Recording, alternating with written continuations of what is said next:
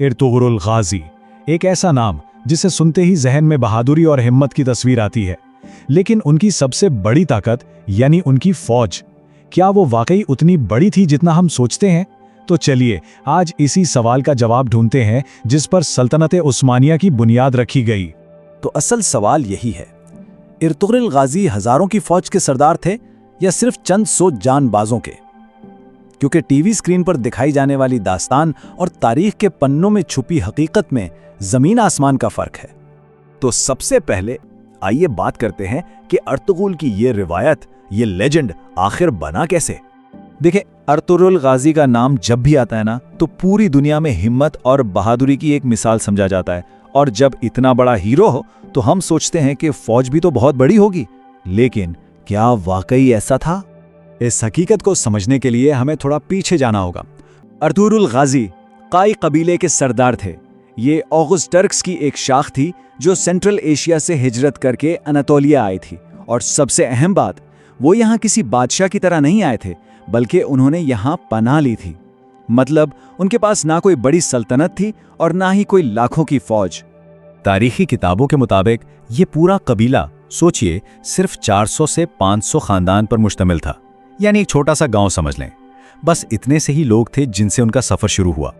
तो फिर सवाल यह उठता है कि इतने छोटे से कबीले में से लड़ने वाले सिपाही कितने हो सकते हैं? अब वक्त है असल नंबर जानने का। तारीख हमें बताती है कि एक वक्त था जब सेल्जुक सुल्तान अलाउद्दीन की कुबात सख्त मुश्किल में फंस गए थे। और उनकी मदद के लिए कौन पहुंचा?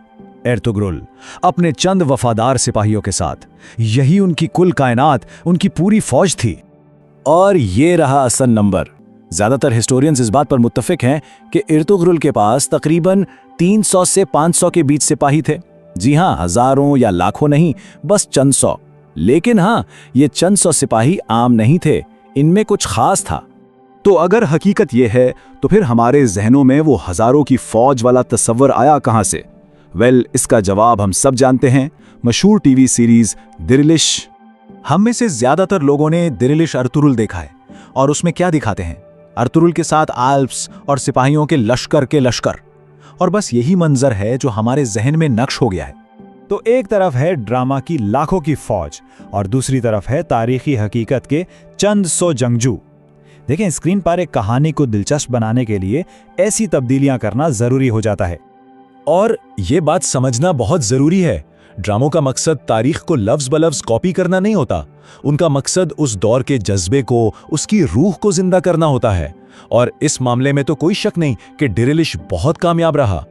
तो अब आते हैं सबसे अहम सवाल पर। अगर फौज इतनी मामूली सी थी तो अर्तुगरुल गाजी ने इतनी बड़ी फतह हासिल कैसे की? उनकी कामयाबी का असल राज क्या था? असल ताकत तादाद में थी ही नहीं, उनकी ताकत थी उनकी हिकमत अमली। मतलब उन्हें पता था कि सिर्फ मैदान में जाकर लड़ना नहीं है, बल्कि कब और कैसे लड़ना है। उनकी ताकत थी उनकी बेमिसाल लीडरशिप। वो अपने सिपाहियों के पीछे नहीं, उनके आगे खड़े होकर लड़ते थे।